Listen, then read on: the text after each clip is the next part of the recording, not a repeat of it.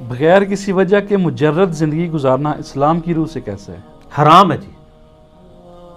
مجرد زندگی نہیں گزار سکتے، یعنی غیر شادی شدہ زندگی.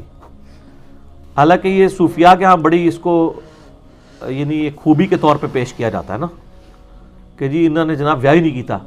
یہ یہود و نصارہ کے اندر یعنی ایک بدعت داخل ہوئی تھی کہ وہ رہبانیت انہوں نے اختیار کی. پھر ان کے اپنے لوگوں نے ان کے پول کھول دیے کہ شادیاں تو نہیں کرتے تھے لیکن چرچ کے جو تہہ خانوں میں حرامی بچوں کے قبرستان تھے. وہ تو چرچ کی پوری سٹوریاں ان کے اپنے پادریوں نے بعد میں لکھی ہیں، بلکہ پچھلے دنوں تو باقاعدہ اس کے اوپر ایک ڈاکومنٹری بھی بنی تھی. ویٹیکن سٹی کے جتنے ہیں وہ پادری، انہوں نے جو کچھ لڑکوں کے ساتھ منہ کالا کیا ہے اس کی بھی انٹرنیشنل میڈیا کے اندر آ گئی رپورٹ. گوروں میں اتنا حوصلہ تو ہے نا اپنی غلطی مانے، ورنہ ادھر بھی کوئی کام نہیں انہوں نے کام چوک کے رکھا ہوا. ٹھیک ہے نا جی. تو یہاں تھوڑا لوگ کہتے ہیں جی وہ جی آپ کو پتا پچھلے دنوں وہ ایک بار چیز ڈسکس ہو رہی تھی کہ جی وہ پاکستان کے اسلامی تشخص کو نقصان پہنچانے کی سازش ہوئی ہے. سازش کیا ہوئی ہے جی؟ وہ کہتے ہیں جی دنیا میں پورنوگرافی یعنی بے حیائی پہ مبنی جو سائٹس ہیں سب سے زیادہ پاکستان میں کھولی جاتی ہے. پاکستان کا پہلا نمبر ہے، اس میں بھی فیصل آباد کا پہلا نمبر ہے. فیصل آباد میں کوئی پی ایچ ڈی بیٹھے ہوئے، وہ سارے ریڑا بان، وہ سارے غریب لوگ ہیں. آپ دیکھیں انٹرنیٹ کیفے جب شروع ہوئے تھے، اب تو خیر وہ بھی ختم ہو گیا، اب تو یہ مسئلہ ہی ختم ہو گیا. اب تو لوگوں کے گھروں میں جدھر مرضی بیٹھ کے تو بغیرتی کرتے رہے. یہ کتنا فتنہ آ گیا. ایک ان پڑھ جہل بندے کا کام کیا ہے کہ وہ نیٹ کیفے میں جا کے بیٹھ رہا ہے، اس نے ای میل کرنی ہے یا گوگل میں کچھ سرچ کرنا ہے، اس کو کیا آتا ہے؟ یہی کچھ کرتے تھے. اور پھر ہمارے یہاں پہ اینکر بیٹھ کے کہہ رہے ہیں جی پاکستان کے اسلامی تشخص کے اوپر حملہ ہے. سر یہ حملہ گورے نے نہیں کیا، گورے نے تو آپ کو شیشہ آپ کو دکھایا ہے. آپ کر رہے ہیں تو انہوں نے بتایا نا. آپ اپنی عوام کو ایجوکیٹ کریں. جو آپ کی غلطی ہائی لائٹ کر رہا ہے آپ کو کہہ رہے ہیں ہم پہ حملہ کر رہا ہے، حالانکہ آپ غلطی خود کر رہے تھے. تو آپ اپنی اصلاح کریں بجائے یہ کہنے کہ جی انہوں نے ہمارے اوپر حملہ کر دیا. اچھا وہ سوال کیا تھا؟ وہ بغیر کسی وجہ کے مجرد زندگی. ہاں تو اس سے مجھے یاد آیا کہ پھر یہ اس طرح کے کام ہوتے ہیں مجرد زندگی میں.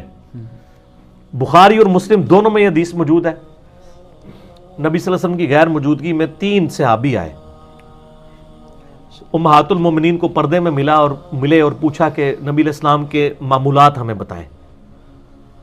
تو انہوں نے نبی علیہ السلام کے معمولات کو بڑا ہلکا جانا کہ آپ کوئی پوری رات نماز نہیں پڑھتے، روزانہ روزہ بھی نہیں رکھتے. ایک نارمل لائف تھی. ظاہر ہے کہ پیغمبر نارمل ہوتا ہے، اب نارمل تو نہیں ہوتا. اب نارمل تو وہ لوگ ہیں جنہوں نے اپنی مرضی سے دین کی چیزیں ڈیوائز کی ہوئی ہیں. تو ان میں سے نا ایک نے کہا ہاں نبی علیہ السلام تو بخشے بخشائے، ان کو زیادہ عبادت کی کیا ضرورت ہے، میں روزانہ پوری رات نماز پڑھا کروں گا. دوسرے نے کہا میں پورا سال ہی روزے رکھا کروں گا، نفلی روزے. تیسرے نے کہا کہ میں شادی نہیں کروں گا اور اللہ اللہ کر کے زندگی گزار دوں گا. یہ بخاری مسلم دونوں میں ہے. بخاری میں آپ کو کتاب النکاح چیپٹر میں مل جائے گا. مشکات میں شروع کے چیپٹر ہے جو کتاب و سنت کو مضبوطی سے پکڑنا، اس کی پہلے فصل میں آپ کو یہ حدیث مل جائے گی. اب یہ بات کر کے چلے گئے اور تھوڑی دیر کے بعد جب نبی علیہ السلام تشریف لے کے آئے تو آپ کی بیویوں نے آپ کو بتایا وہ آیا کیا کہ گئے جے نبی علیہ السلام کو جلال ہے. آپ نے فرمایا بلاؤ ان کو.